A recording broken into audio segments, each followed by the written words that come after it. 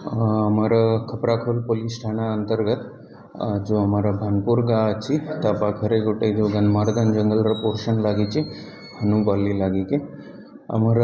Team के खबर आसीला कि सेठी किसी माओवादी माने आसिके आमर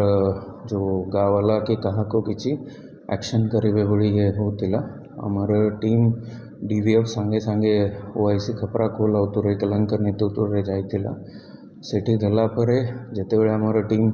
तांका सर्चिंग करुथिला बेले माओवादी को तरफ गुड़ी चलिला ता उत्तर आम टीम रो भी गुड़ी विनिमय होइछि दुई जना माओवादी और आमर पुलिस टीम भितर एटा हला परे तांकर गन्मार्दन पटे दौड़ी छंती आमर एबे भी बलांगीर तथापि बरगढ़ साइड रो अधिका टीम लॉन्च करिके कॉम्बिंग ऑपरेशन कंटिन्यू रही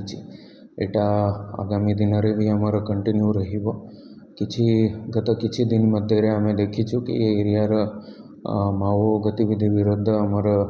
भल सफलता रही और तांकर बहुत एरिया अफेक्टेड बहुत कम ही जाइए मार्च मसरे लास्ट ईयर हम बलांगीर रे गोटे आउ बरगढ़ रे दीटा कार्डर्स एक्टिव जो थिले से भी सरेंडर करी तो सेटार बहुत माओ गतिविधि कमाई जाइए आमर बंचित थिबा लोकन को भी अनुरोध रहिबो जो माओ समर्थक और जो दल रे एक्टिव अच्छंती अपन भी ये हिंसार रास्ता छाड़ी दियंतु आमर मेन स्ट्रीम रे मुख्य प्रवाह रे आसीबा पई हम गवर्नमेंट तरफ रो बहुत भल सरेंडर रिहेबिलिटेशन पॉलिसी अच्छी तार लाभ नियंतु आउ एटा जो हिंसार रास्ता छाड़ी के से एरिया रो जो प्रकार विकास काम होउछंती ता भितरे सहभागी हुअंतु। सर केते जन माओवादी थिले एवं क्यों संगठन बोली जना पड़ला आमर जेते एबे जाए खबर अच्छी बीबीएम डिवीजन र थिले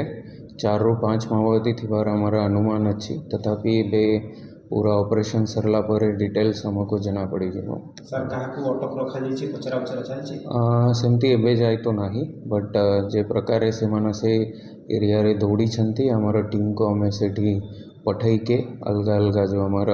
एसओजी थांतु सीआरपीएफ र टीम थांतु डीवीएफ र टीम से एरिया रे एबे भी सर्चिंग चली सेमानकर योजना कोन पंड कला पुलिस बोली हम कहि परबा जो प्रकार मु कहली कि एबे बहुत गतिविधि कमी ही जाइए तो सेमती किछि तो नाही तांकर यारे स्ट्रेंथ भी तांकर बहुत कमाई जाइए से एरिया रे तो आम भावुँ कि किछि खाली आसिके प्रेजेंस दिखाइबा पई से माने चेष्टा करोतिले कि कहा के धमकाइबा से टाइप रा से भी आमर इनक्वायरी रे चली बट बहुत तांकर संख्या कमाई हम एरिया रे।